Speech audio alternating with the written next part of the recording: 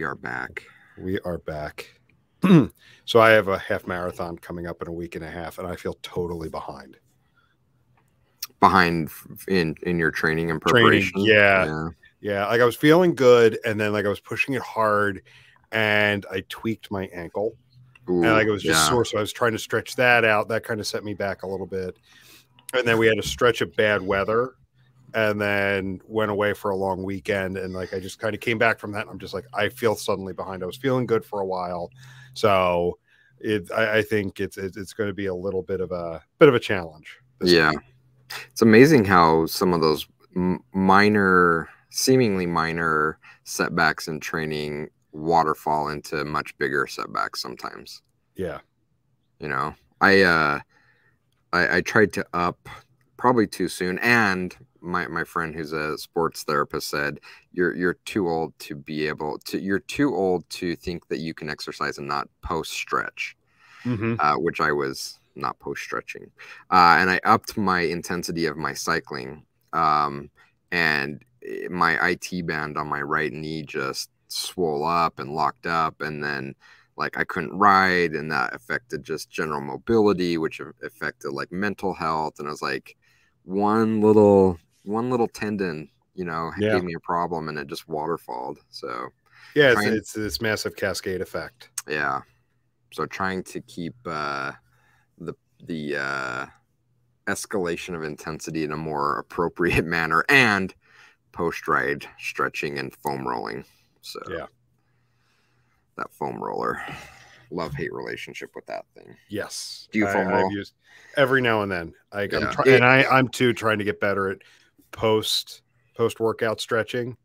And I think that's really why I tweaked my ankle. Like I was trying to go out for long distances, and then getting back and just jumping right into work instead of taking like an extra 20 minutes.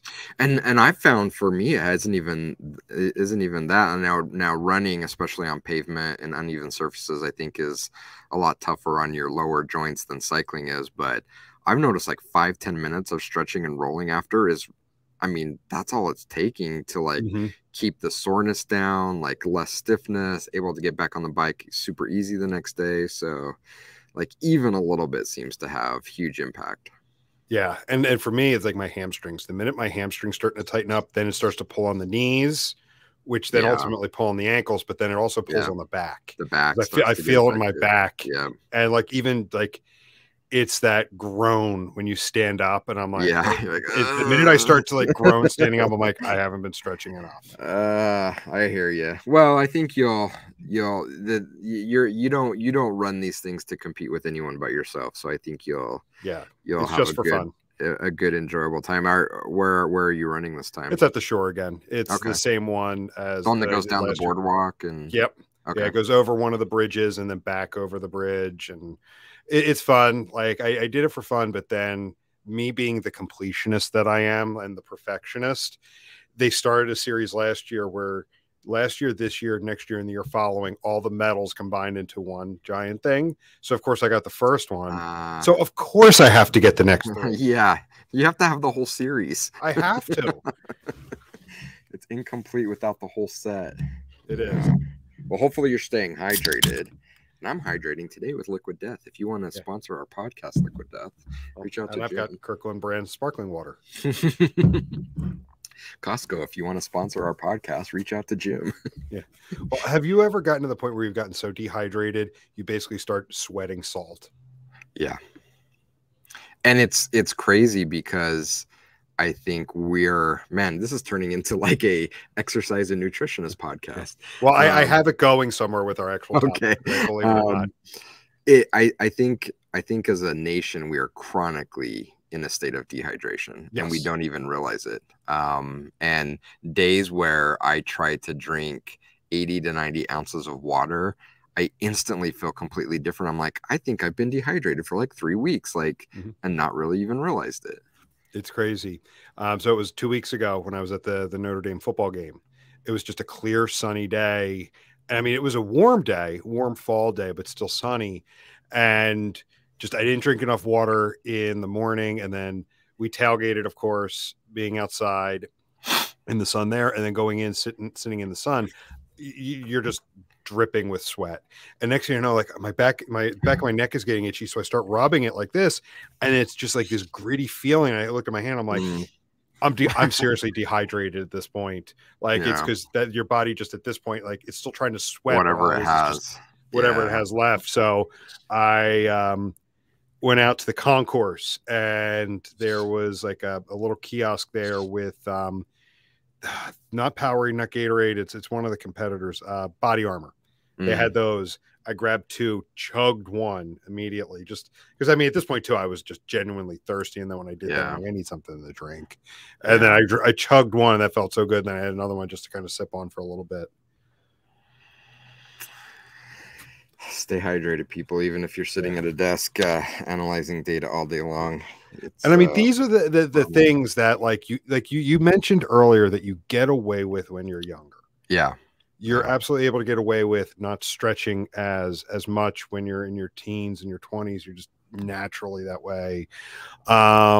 Just like post-workout recovery.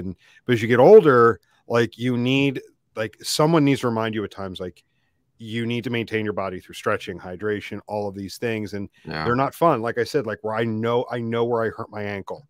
It was just a stretch of days. I was trying to do 6-7 miles in the morning before work, and then getting home. And instead of taking the extra 20 minutes to really stretch it out, just jump right into it. And, you know, should have listened to like advice from others, like make sure you stretch. Yeah. So you're probably wondering how I'm going to turn that into how does this relate to analytics and services and what we do? So I want to continue our topic around consulting. And by the way, like you didn't give me any heads up or lead in. That just you are such a good host that you naturally led the conversation down a path I had no idea you were leading me down. I don't know. Like I just started talking, and I'm like, oh, this does give me an intro. I don't know. It was just kind of on the fly, but thank you. I appreciate it. Like I didn't plan that intro. It kind of came together. I'm like, I do have a way of bringing this into our topic. So, but thank you. So I want to continue our topic on our series on consulting. And today I want to focus on one of the reasons why companies bring in a consultant, but it feels like they ultimately ignore it. So last week when we were talking about the art of consulting, you covered the multiple reasons why an organization brings in an outside consultant, whether it's an individual, an entire team from a firm, whatever. One of them is like the outside objectivity and authority that they come in with, the ability to look at your organization, assess it, and provide outside perspective and feedback on where help is needed. So with that, I want to talk about direct and uncomfortable feedback, because that is ultimately a component of that role of a consultant. You're going to tell someone, you're going to tell a client, a stakeholder, things that they don't want to hear. But it feels that sometimes like they don't want to hear it. Like they bring you in for that purpose as a consultant to provide that. But then when you provide it, a lot of times it feels like it's rejected, or it's explained away, or it's well, let's talk a bit more about it. Or am I missing something, or am I maybe blowing something up that doesn't exist? No, I mean, it absolutely exists. And I think it's just, it's a human nature thing that exists that is then applied to how we work. And to be fair, this happens between manager and employee as well. And while it may be a different context and different challenges between, you know, a third-party consultant and a business, really the challenges are all the same. And I would, I guess, ask you the question back. Think about your closest friends in general. Would they hold back in telling you would they hold back in telling you when you were out of line? Or would they say, Jim, you're acting like a jerk right now? No, I've had that at times. It's like the just knock it off, or what was that all about? I've gotten that from time to time. I think my closest friends have no fear in telling me, Jason, you're being an egotistical jerk, or why did you do that? Like you're acting like an idiot. I'm like, oh, okay, yeah, you're right. I appreciate that. And the difference is that you've developed this relationship of mutual trust and benefit, and you've kind of earned, not only earned the right, it's expected in those relationships that we're not here to just like flirt with each other and blow smoke up each other's ass to like make ourselves feel better. That's not how real relationships work. Real relationships are about difficult conversations, good conversations, and everything in between. And when you're in a trusted relationship that has a mutual exchange of value, those conversations are, again, not only easier to have, they're often expected to have, because I expect you to keep me in line. I expect you to help make me a better person. Oftentimes we don't have that level of, and when I say we, I'm talking in the broader kind of consulting client world. I think we have worked incredibly hard to make this different for how we operate. But in general, consultants, consulting firms, agencies, individual contractors, moonlighters, and a client typically don't enjoy that level of relationship, in that it's often seen as a superior to a, what's the right word? Less than superior. It's, it's I'm hiring you, you're under my control, and you're not on the same level as me, so we don't have this mutual level of respect, mutual exchange of value. And so in those situations, it's incredibly difficult to have very meaningful, sometimes difficult but needed conversations. Again, I don't want to talk a lot about what we do on this topic, but it is a pertinent topic in that we've worked incredibly diligently for the last, oh my gosh, we're going on 10 years now, to attract and work with companies that have a mutual level of respect for what we do. In fact, was it John yesterday on our company call that said something like, I just have to call out how like amazing it is to work with the clients we have. It's not like that everywhere else. Like, just the mutual respect and that we're in this together and we're peers and equals is something you don't see a lot. And because of that, it's afforded us, again, not only the opportunity, our clients expect us to go back and say, guys, what you're doing is completely wrong. And if you continue down this path, you're going to like screw everything up. Your team's going to quit and you're going to get fired. And most agencies, consultants, moonlighters don't have that level of trust to be able to have that conversation, because what are they doing? We're just trying to keep the client, quote, happy so we get our next paycheck. So we'll tell them whatever they need to hear as long as they keep paying us. I'll shut up for a minute. Yeah. Take a swig of that liquid death. Again, sponsorships are available.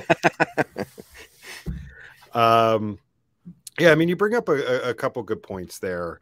I think it goes into expectations set out from the very beginning. What is the role of the engagement? What is the purpose? And are you being brought in for optics, or are you actually being brought in as a consultant to provide that level of feedback? Yeah, not only are you brought in for optics, but are you brought in to do a task under someone else's direction, or are you brought in as a true expert? And yeah, like we talked about last week, the contractor versus the consultant. Absolutely. And, I think that was one of the most important takeaways from last week's episode, was making sure that those expectations are properly set from all parties involved. And too often, from a services agency perspective, we don't set the expectation because we want to be all things to all people so we can get more money. But it's a recipe for creating very, very negative experiences. From a client perspective, oftentimes the clients they feel like they have a need, but they're unaware of what need they're trying to fill. And so they hire a consultant, and in their mind, they were thinking, well, we're hiring a part-time employee. They're not acting like a part-time employee. Now we hate each other. So it is so critical up front to know, as a client hiring an agency, what type of role am I expecting them to fill? And as an agency, to be incredibly clear on the role you fill, and don't try to be all things to all people. Again, that has never worked. Now, that may work to make the agency owner a lot of money, but I guarantee you that it makes the the consultants, they're miserable, and it creates really, really negative client experiences. So if we're truly interested in making all of those parties happy, we need to be incredibly clear on expectations around role, and how that influences how we interact and the type of language and feedback and conversations that we're having mutually back and forth. Now, when it comes to direct feedback, the uncomfortable conversations, what roles do self-awareness and vulnerability play from both the consultant and the client? I mean, I think it's huge. I think understanding vulnerability, but also understanding threats. It's been something that we've talked a lot about internally, that oftentimes as a consultant, we could come off feeling like we're a threat. And so we need to have an understanding of that. As a client, we need to be in a position of being vulnerable, which is very, very difficult in the corporate world. You know, if you think about the standard practice of the corporate world, it's every employee for themselves. We're not really on the same team. You know, it's thousands of teams of one, in that everybody in the organization is a threat to my success. And so, you know, it's difficult for a client to say, I don't know, I'm not good at this. I want to be better at this, but I'm not at that level of skill. Now, for them personally and for the companies, being able to be in that position of vulnerability creates massive, massive upside and value, both to the individual and to the company. But I absolutely empathize and understand the stress that would put an employee under hiring a consultant to have to admit, I'm not an expert on this, because now all of a sudden, maybe I have a target on my back. You know, maybe my boss isn't going to give me a raise because they thought I was smarter than I was. And that's really, really unfortunate, because none of us are beyond the need of guidance and help. And, you know, we've talked about this a lot, and we've talked about this especially kind of as we're reimagining our company and the type of work we do, wanting to work with more and more elite companies. And the feedback people would say is, well, why does someone that's doing everything right has it all figured out and need you as a consultant? I'm like, well, why did, you know, Michael Jordan, Tiger Woods at their prime need a swing coach, a shooting coach, you know, because there is no limit to excellence, to being elite. And the people at the very, very top know that and are willing and able to be. And I think at that point, they're probably not even uncomfortable. They were probably more uncomfortable saying, I have it all figured out. But for most employees, I absolutely understand how incredibly difficult it could be to say, I don't know, I'm not an expert. And as consultants and agencies, we need to be empathetic to that, but we also need to help them overcome that, because if they can't, our ability to influence their direction, their career, their performance, and therefore the company they work for's performance is incredibly, incredibly limited. You know, I know our listeners love our sports analogies. Yeah, and sure. if you think it's bad, the number of times we bring it up in the podcast, you should hear our one-on-one conversations. We're always talking in that. But you bring up a good point, because I was going to ask, like, you know, why vulnerability is seen as such a weakness, but yet there's so many obvious examples of those that people consider to be elite had someone there instructing them on what to do. You know, like in golf, you know, like for the pros, those caddies like are just as key to the win as the golfer itself. Like my dad always used to tell me, like, pro caddies are the ones that know the game inside and out. They just didn't have it, say, physically. Maybe they didn't have the best swing, but they know the layout of a course. They know who's the best swing coach. They know all of these details. They're your guide as you're walking down the course. Like, hey, I've been watching you today. We're, 200 yards from the pin. The wind's coming in this direction. Use this, not that. Use this club versus that club to get you as close as you can. These were people that knew the game just as good as pros. They were just so close to making it. They actually, in some cases, made better coaches than whatnot. So yeah, it's an interesting dichotomy that in the business world, saying, I'm not sure, I don't know, maybe we should get another opinion here, is seen as weakness. Yet in sports, the most elite are the ones that go out and seek the best coaches. And it transcends sports. And that's why it's so amazing to me that in the business world, we're so reluctant to accept this. And I'm not just saying this because we're building and running a company that sells these levels of services. I would be saying this regardless of what product we sold or service we sold. So a couple more examples. I'm big into food. I'm big into studying elite chefs. And by and large, every single one of those has a group of mentors that they go to figure out how to elevate their game, right? They don't feel like they've reached their pinnacle. And it's like, I'm beyond feedback and help. And they all have mentors helping them. Dude, last night I was listening to a podcast with Magnus Carlsen, his coach. So Magnus Carlsen, the world champion in chess, has been for the last decade plus, undisputed. No one is even close to him. Probably, no doubt, one of the greatest, if not the greatest chess players of all time. And I'm listening to a podcast with Magnus Carlsen's coach. What? Like literally the most brilliant chess player of our time. And I'm listening to a podcast with his coach. So, you know, if Magnus Carlsen seeks a coach, if Michael Jordan seeks a coach, you know, if Jiro or your favorite chef seeks a mentor and a coach, why isn't that we in positions of business, as a business analyst, a manager of a team, a CIO, a marketing vice president, why is it so unnatural for us in those roles to seek a coach? It seems like in every other industry and walk of life, not only is it accepted, but the most elite are actively working with coaches. In business, why aren't we?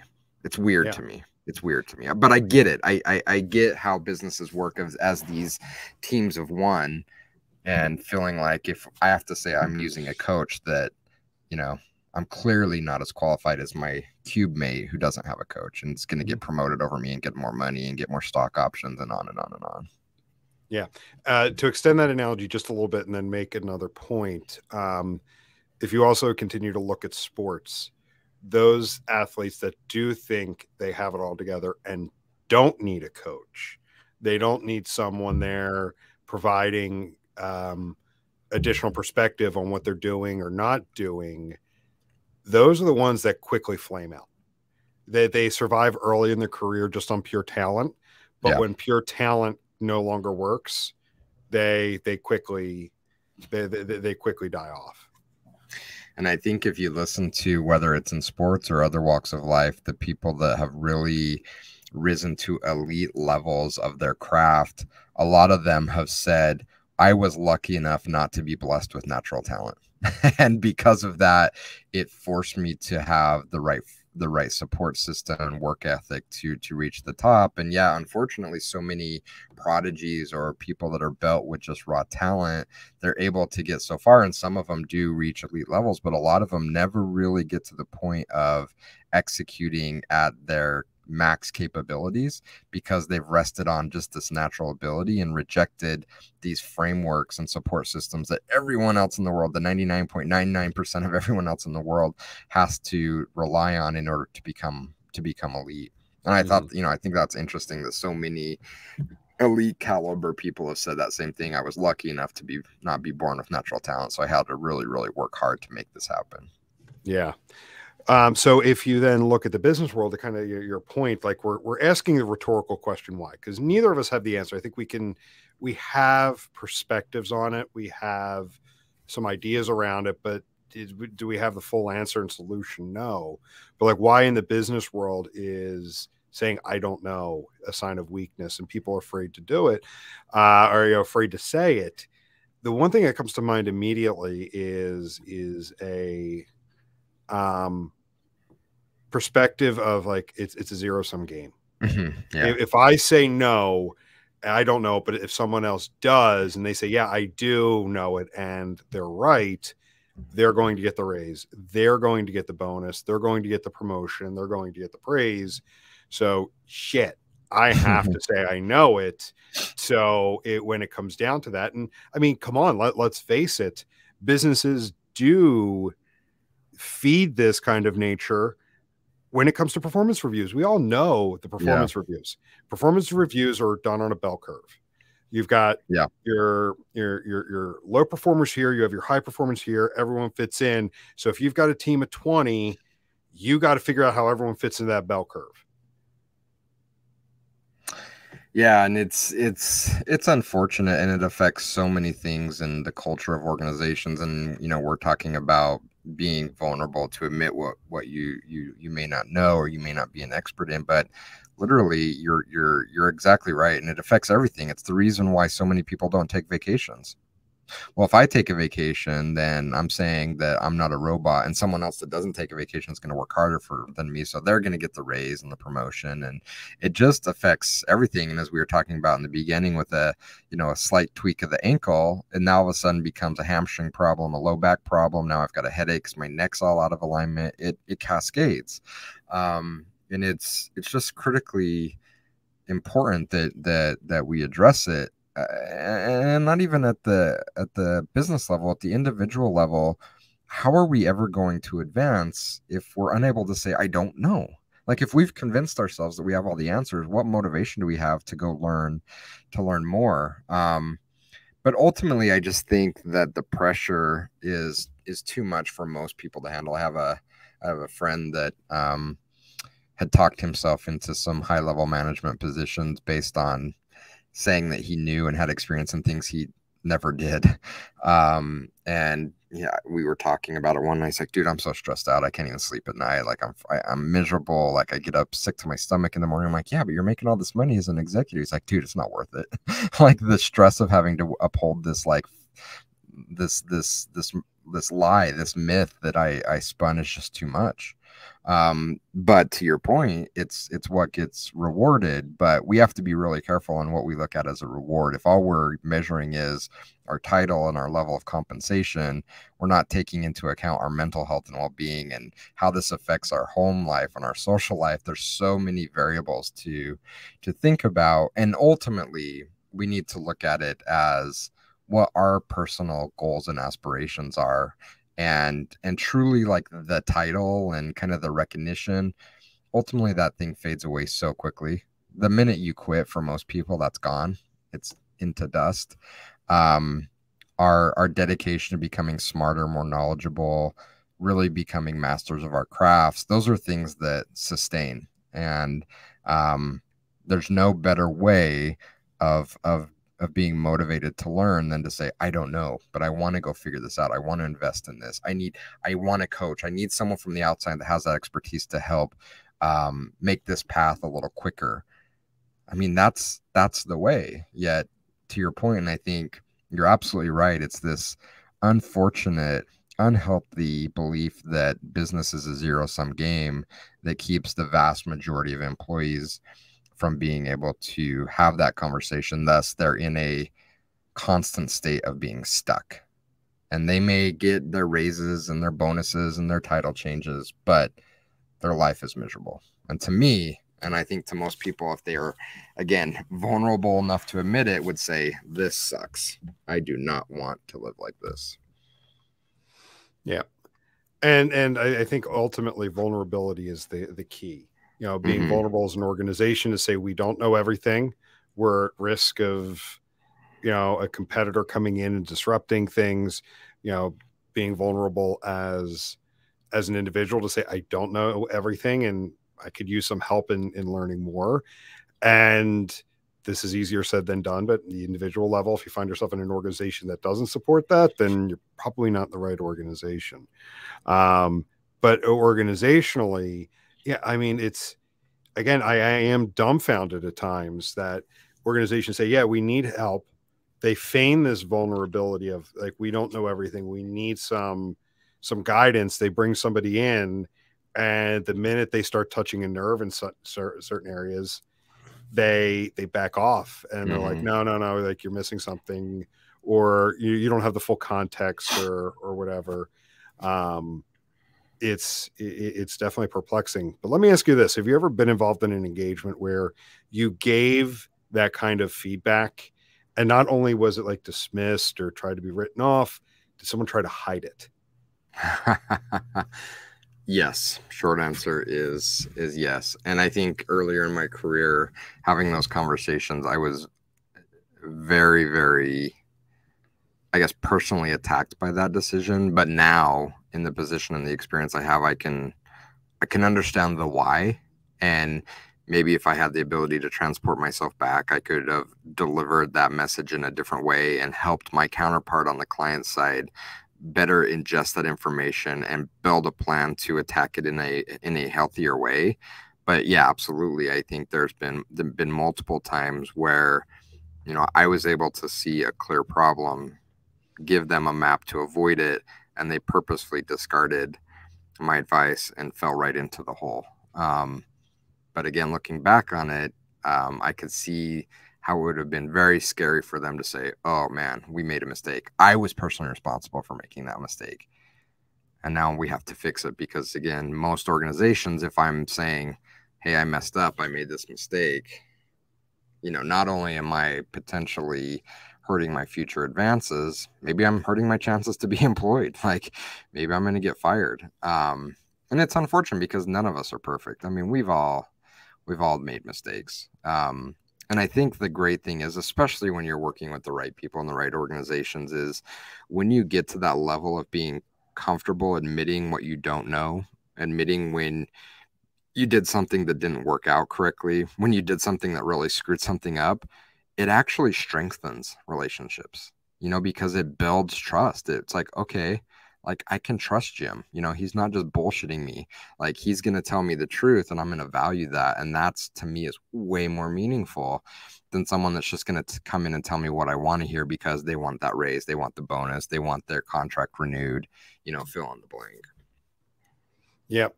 And kind of go back to what we were talking about, like with like lying and trying to hide, and you know, you eventually get found out. Yeah. Like with the things catch up with you. And I was just thinking about, like, so one of my guilty pleasures is reading, listening to stories of the paranormal, like hauntings, things like that, and everything. And you know, I've heard stories from people that have like or claim to have, I'll put that disclaimer on it, like ESP and whatnot. And they say, like, when it comes to those kinds of instincts with people, that when you try to hide something, you like send out like some kind of energy that like actually makes it want to be found. It's hard to describe, but it's almost like when you try to hide something, when you try to cover something up, you're putting a much brighter beacon on it than if you just fell on your sword and admitted it. Did you see Unbreakable? No, I did not see that. Oh, okay. You should see that. Okay. I'm not going to give any of it away then. Okay. I mean, one of the characters in that film has that ability to see things, see dark things that people have that they try to hide in real clear terms.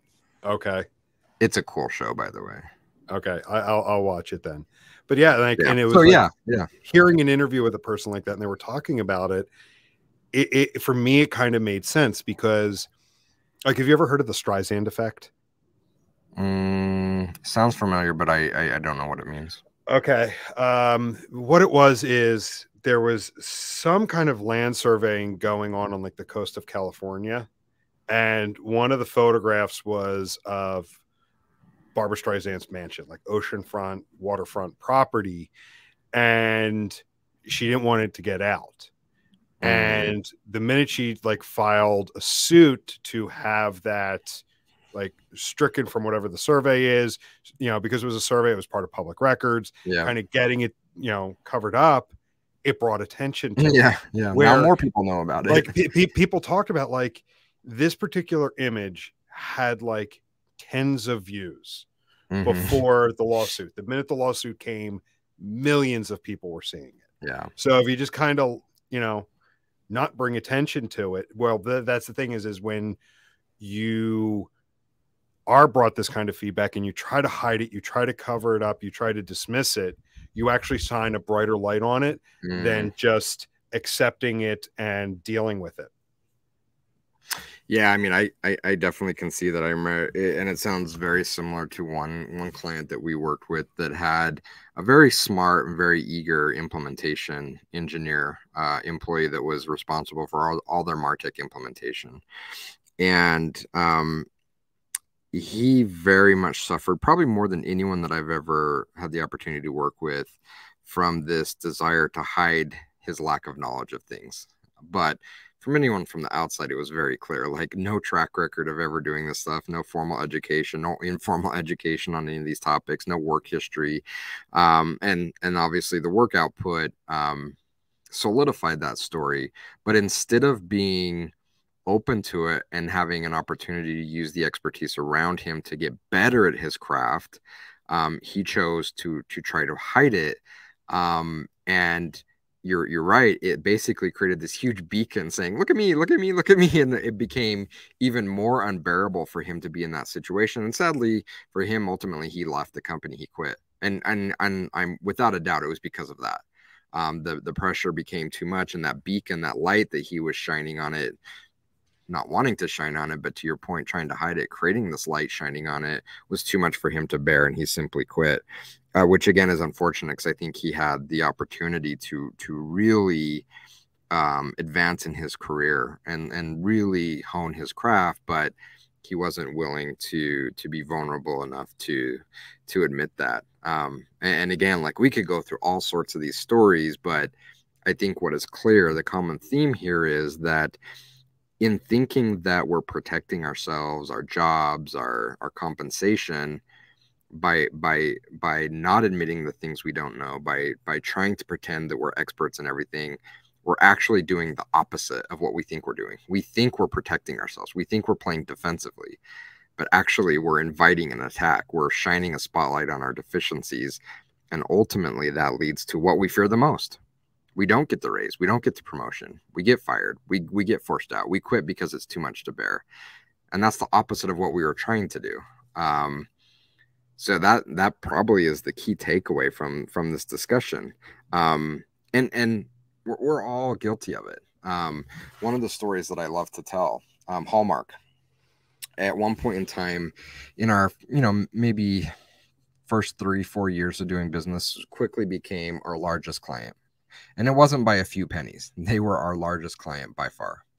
And as the relationship progressed, there were some things and conversations that we really needed to have to help get them both as individuals at Hallmark and the company where we thought that they could be, but we held back. We had lots of discussions and passionate talks internally about, we need to say this and do this and do that, and we didn't.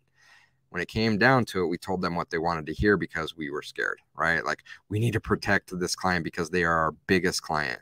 We need to protect the revenue stream. We need to play defense. We need to make sure we're protecting that with all our might. What ended up happening? We ended up losing the client. We ended up losing them because we didn't get them to where they needed to be in the end, because we were unwilling to have those hard conversations thinking we were protecting the revenue, and we ended up losing it. So it's happened far too many times to just be an outlier. Yeah, it becomes a self-fulfilling prophecy. It does. It does. Absolutely does. And it's hard to get over that hump. But again, these are just our examples. Just go look out in the real world. I'm sure you'll find many more. It's not us just making things up. Like, most of the times, this is the outcome you're creating. Again, you think you're fixing the problem, but you're actually making the problem much worse. Yeah. So as we start to wrap up, I have two things I want us to talk about.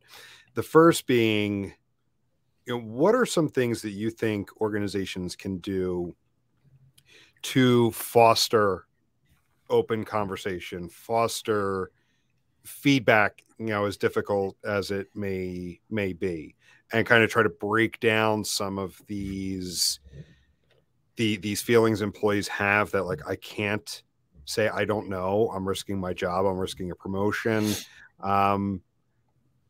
But also, no, actually, no, I'm just going to stay there. Like, what are some things organizations can do?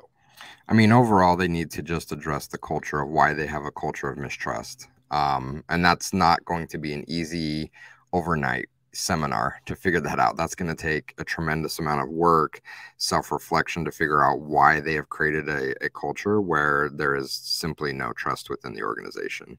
But as far as more kind of tactical, actionable things that companies can do, I think one, it's leading by example. If as a manager, as if the VP, if as the CEO, I'm unwilling to admit my weaknesses, my gaps, the things that I struggle with, why would I ever expect my managers and their employees to do so? So I think from the top down, in order to change that culture and build trust, you have to give examples of how you expect the rest of the organization to act. And then from a real tangible perspective around compensation, advancement in career, taking on more responsibility, there needs to be a fundamental shift in which we stop rewarding those things that we don't want to reward. So if we want employees to be vulnerable and admit mistakes and ask for help in where they want to develop stronger expertise, if they're already an expert asking for help to become elite, the only way we can do that is if we reward that and stop rewarding the appearance of being perfect, which we're doing now, right? Like, I'm sure everyone listening to this episode knows of at least 3 or 4 colleagues over their career that got promoted or got raises, not based on what they were actually doing or the value they were creating for the company, but of this image they created of, well, I'm the perfect employee that has it all figured out and I don't need any help. We have to stop rewarding that behavior. We have to start rewarding the behavior that we want. Until we do those 2 things, giving a top level example of how to act and rewarding the behavior that we want, I don't know that we're going to make any fundamental changes in building organizations that are based on trust.